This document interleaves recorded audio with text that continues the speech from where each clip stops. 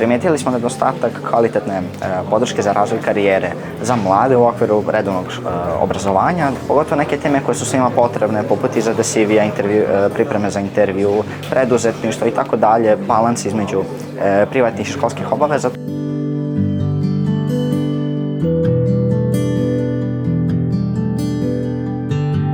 To su sve teme koje su svima potrebne, generalno za usavršavanje, koje se ne spominju dovoljno u klasičnom obrazovanju.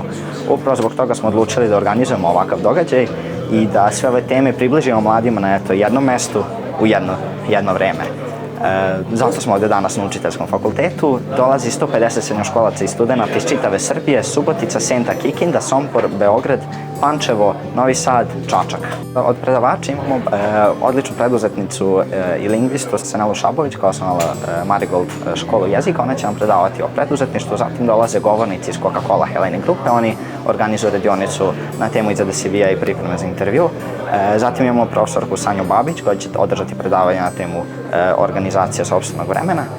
Imamo Boroš Đevi Aleksandra, on je direktor IT kompanije Studio Present, on će održati panel diskusiju na temu vođstva.